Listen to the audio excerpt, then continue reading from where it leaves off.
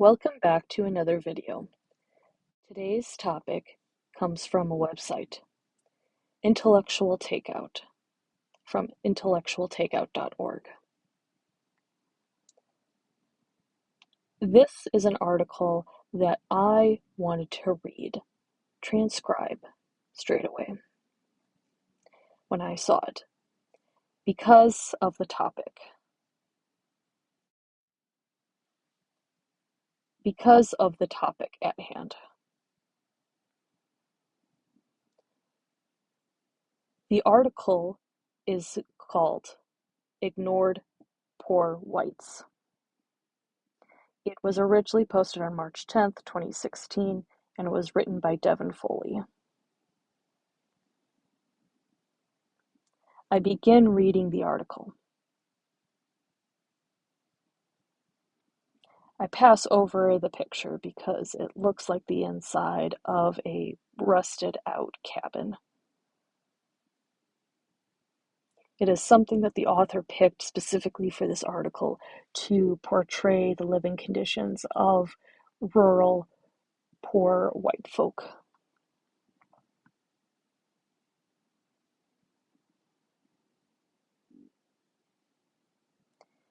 And beneath that photo, we see a grayscale photo of Devin Foley.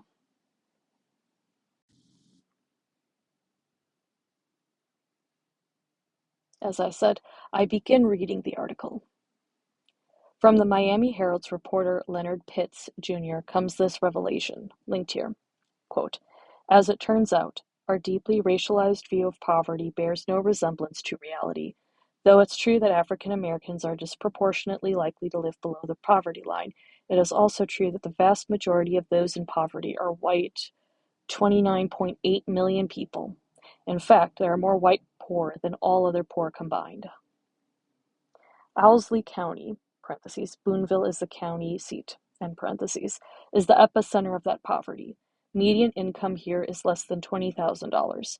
The obesity rate is 50%. Life expectancy, 71.4 years, more than 7 years below the national average. With 36% of its citizens living below the poverty line and 98.5% of its population identifying as white, it is the poorest in one of the whitest places in America." End quote.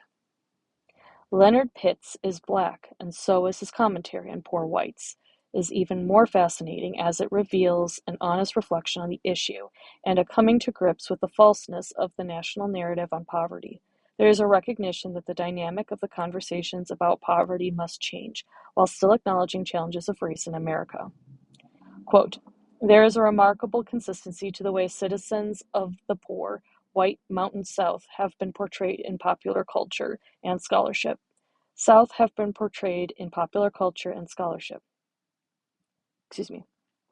In entertainment, they are narrowly defined as naifs, whose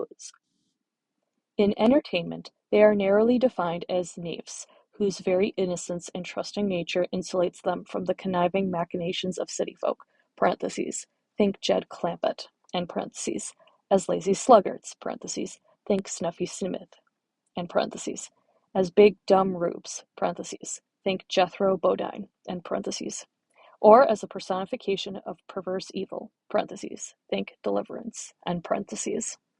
Women's roles are even more constrained. They tend to be either ancient, sexless crones (think Mammy Yoakum), or hypersexualized young women (think Daisy Duke). Get past John Boy and the rest of the Waltons, and it is difficult to recall a sympathetic portrait of white Southern poverty in mass media. To the contrary, America has always bred a special contempt for the white poor. As far back as 1866, a Boston Daily Advertiser writer opined that, quote, "time and effort will lead the Negro up to intelligent manhood, but I almost doubt if it will be possible to ever lift this, quote, white trash," end quote, into respectability. End overhaul quote.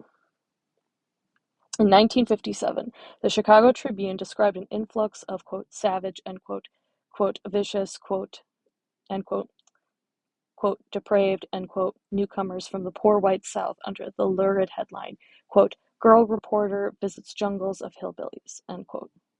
In 1963, Harry M. Caudill published what is still regarded as a landmark in the study of the poor white South, Night Comes to the Cumberlands. Yet even that book, which takes pains to document how poverty was imposed upon Appalachia by its isolation and the predatory practices of lumbermen and coal magnates, also indicts what the author seems to feel is the native inferiority of the people. Appalachia, writes this, quote, defender, end quote, of the region, was settled by the dregs of England, quote, human refuse dumped on a strange shore, end quote. Side note, please note that this is not being linked here in this article. I continue reading. The thinking goes that the white South, and in particular the poor white mountain South, is a land of primitives, a land of people who never quite evolved. Quote, our contemporary ancestors, end quote, one author dubbed them. Another called them, quote, yesterday's people, end quote. Nor is the image of, quote, yesterday's people, end quote, solely yesterday's concern. Consider the Hillbilly to English Translation Dictionary. Its cover depicts a woman with pigtails and a missing front tooth, clutching a scraggly bouquet. She is wearing a dingy white wedding dress. She is barefoot and pregnant. This was published in 2010. There is no national advocacy group to defend the white poor against such libels as this. No analog of the NAACP or the National Organization for Women to assert their dignity. You may malign them without a whisper of complaint. Side note, there are no examples here that the author references. I continue reading. The invisibility of white poverty, says Edmund Shelby, editor of the Beattyville Enterprise, is part of the problem. Quote, those of us who are aware of the issues facing Appalachians and those of us who speak out about those issues see that as one, thing, that has kept us in the position that we are in for so long. I think that can be said for a lot of poor populations, because if you can say things about people that dehumanize them, then there's no need to help them raise themselves up in any way, because after all, using that stereotype, they're incapable, unquote. That invisibility is ironic.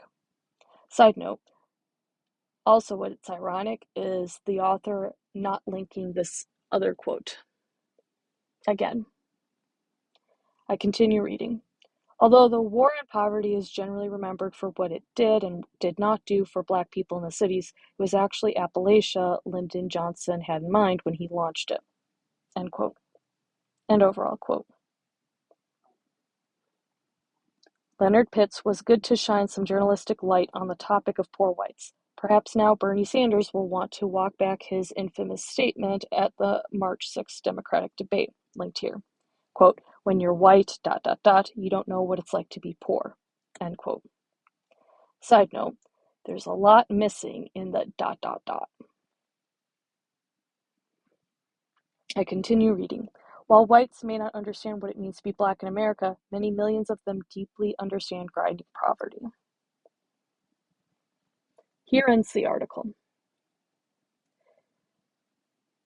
The main thing that I agree with this author on is that there are many poor whites, as there are many poor Blacks. And that yes, while race has kept Black people in poverty, perhaps in impoverished states, far longer than they would otherwise normally be, that is as much to be acknowledged as is the state of poor white people, because poor white people also tend to have generational levels of poverty, which then leads it to be a class issue. Poor people need basic government institutions like universal health care because they cannot afford privatized health care. They need things like a minimum wage because they are going to be the most exploited by private companies and contractors. Please keep these poor people in mind, both Black and white, as you consider who you're going to vote for and who you're going to consider making policies. We need to focus on lifting up the poor in our nation, regardless of race. and having institutions that these poor can fall back on.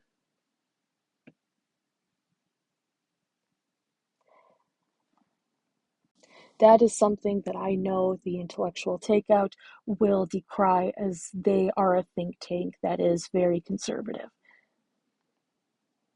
But reading this article, to me, that makes the point even more deeply than what they think they're making it to be.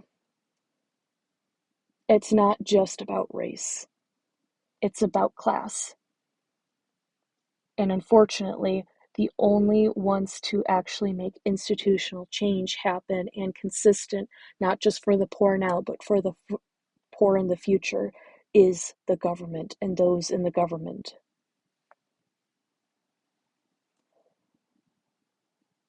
Those are my thoughts. Thank you for watching/listening, and I will see you in the next one.